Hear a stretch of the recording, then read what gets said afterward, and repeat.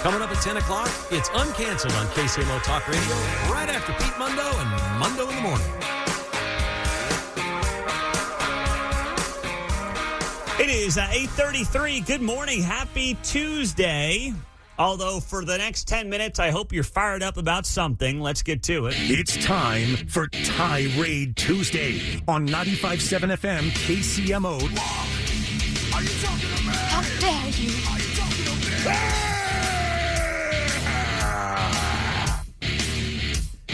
913-408-7957. That is where you can find us and join us on a Tirade Tuesday here on KCMO Talk Radio 95.7 FM, streaming on the KCMO Talk Radio app. We've got a couple of open lines for you. Let's start in Independence. Phil, what is your tirade? Go. Hi, Pete. Great show. My tirade is about the Fort Osage School District's stupid lawsuit against Jackson County, one where they're trying to stop the tax credits from going back to the taxpayers who overpaid their taxes. It is asinine and it's a giant insult to all the taxpayers in the district, especially now that they are using taxpayer money to fund the damn lawsuit. We are basically suing ourselves to stop that is rightfully ours. These schools have been on a champagne diet for far too long and need to switch to beer or something. But I think they're hoggish and they don't want to live within their means, and like the regular people inside the district must do. Yeah, so I say, give us back our money. There you go. Phil in Independence. I like that one. You're right. It's happening. Fort Osage and, a couple other school districts. It's either Independence or it's Blue Springs. I think it's Independence. Yes, they are going all in and suing Jackson County over these tax credits that Phil Avoda is trying to give to the taxpayers who have been a host in Jackson County for far too long now. The champagne diet is spot on from Phil in Independence. 913-408-7957. Tirade Tuesday goes to John in Lewisburg. John, what's your tirade? Go. Pete, with your platform and the voice you have, why don't you press our local senators on the Save America Act? Because what's the point of voting if we don't get this passed? I mean, when our senators stay silent about John Thune and what he's doing, it says everything. And I'm tired of it. I've gotten to the point where I may not even vote this fall. What do you want to? Listen, I'm with you in a perfect world, but let me ask you this: Yeah. Is it the fault of Roger Marshall or Eric Schmidt, who, by the way, is one of the top promoters of the Save America Act? Yes, he is. Why is it their fault? I'm looking at it and I'm saying and seeing that the votes are not there. So do you get rid of the 60 vote threshold to get this thing passed? I would like to see them stand up and speak out against John Thune. There are ways and actions they can do. 5 senators need to come together and they can bring a vote to remove John Thune. And that accomplishes what? It accomplishes getting rid of a guy who is standing in the way of the American people. How is he doing that? By not bringing the Save America Act forward, by not having a state filibuster. Yeah. Well, that's what I'm asking. So you would say get rid of the filibuster to get this thing passed, Save America Act. Well, you don't even have to get rid of the filibuster. You can have a standing filibuster. Yes. And John Thune won't even do that. Yep.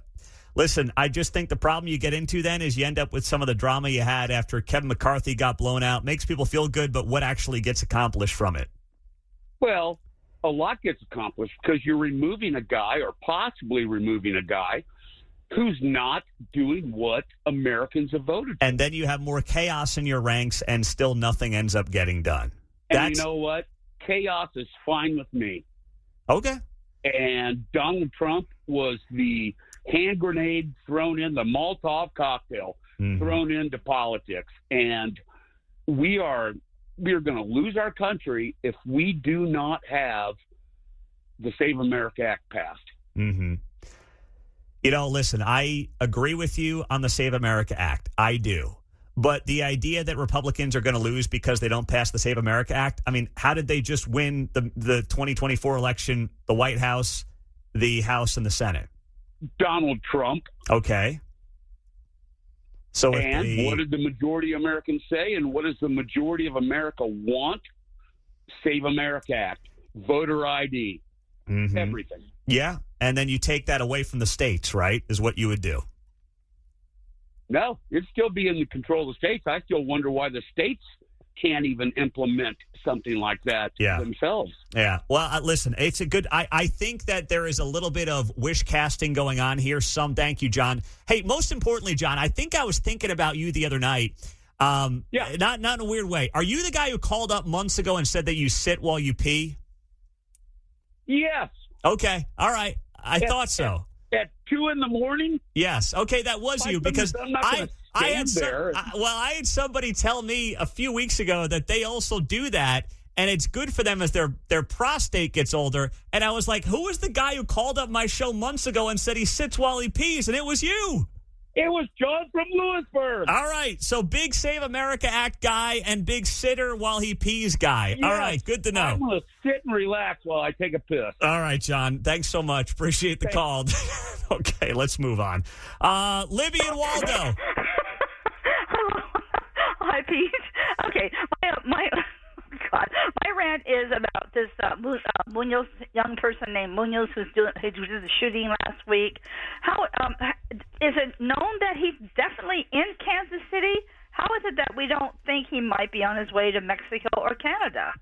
Oscar Sanchez Munoz is the guy, for people who don't know, 22-year-old man who is suspected of going on a shooting spree around Kansas City last Tuesday night where he killed one person, injured four others. I don't, I'm not in law enforcement. I don't know. I've seen the TV reports that suggest he is still likely in the Kansas City area, but no, he could be long gone. I mean, he's considered armed and dangerous. He went on a totally random shooting spree, as far as we know, 1 week ago tonight. Mm-hmm. And it's amazing. It was on Fox News last hour. They're talking about this manhunt for this guy now. Does he have family in Kansas City or in the surrounding area? Yeah, I think he had a brother in Independence, and that's where they thought he was hiding out. Oh, okay. All right. Thanks, Pete. Yeah, okay. I agree, though. It's not, and I'm trying to get on local law enforcement. It has not been easy, I hate to say.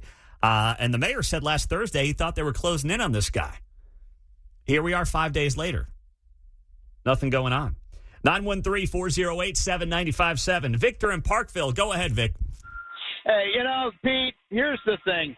Tony's Kansas City, I was sent an article by him that showed Ashley Ani at a restaurant with a bunch of Republicans, or pseudo-Republicans, or kind of sort of Republicans. The one thing up here in the Northland, people, if you're a conservative or a Republican, you need to know who you're voting for. There are certain political anarchists out there with things like Rhino Watch and political this or Patriot that. Okay? Don't just buy in what these people are saying. You need to actually pay attention to how people are voting and the policies that they support, because they're going to taint everybody that they can. They're trying to burn down the system, and all they're doing is hurting the Republican Party and getting Democrats, or kind of sort of Democrats under a Republican title, elected. Know who you're voting for. There you go. Victor in Parkville. Know who you're voting for on KCMO. Next up, Jim in KC. What's your tirade, Jim? My tirade is basically the same. Pete, you got a great show, by the way. I just want to say that I've noticed some new artwork all over the Bridge area around 22nd and 71 Highway.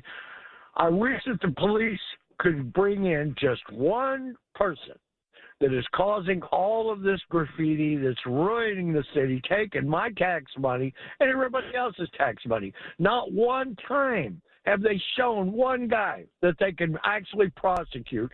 Whoever this Kobe is, Kobe, I hope they catch your ass, and I hope that whoever has got these spray cans, I don't know what the police are doing at 3, 4, 5 in the morning, but obviously that's when they're doing it. How they hang over a bridge at 3 in the morning and do it, you got me. But it's got to stop. This city is beautiful, and it's a damn shame all the money we've spent on 71 Highway, and it's full of graffiti under every bridge. There you go. I like that a lot. That is a very good tirade from Jim in Kansas City. And you're telling me that there's a guy who does graffiti, he signs his name Kobe? Jim's listening to himself on the radio. I don't know. Thank you, Jim. I mean, I don't think Kobe Bryant's back from the dead doing graffiti around Kansas City. I don't think that's happening, but that's interesting. He's signing his name Kobe as he does graffiti around Kansas City. I doubt his actual name is Kobe. Maybe not. Reminds me of the time when in 5th grade I wrote my name above the urinal and, my year. People used to do that in the bathrooms in middle school. And I got in trouble for it. And they're like, you put your name on it, you dummy. Why would you put your name there in pen above the urinal and think that you weren't going to get caught for it? It's your name. You literally put your own name there. Is this your handwriting? Yes, sir. Is that your name? Yes, sir. Okay, you're in trouble. Detention. So I doubt this guy's name is actually Kobe, but maybe it is. Well, the tag artists like to be known. They all have a handle, if you will. Yeah. So I don't know. That one seems as trendy as any. Yeah, that's a good point. But it's like, what do you do with it? Like, if you actually have talent as an artist with graffiti, go use your artistic talents to, make money and do something instead of just spray painting random things around Kansas City, which you can't do anything with. I don't get it. That's the problem with these guys. They actually have talent, and they use it in the worst ways imaginable. There's my tirade.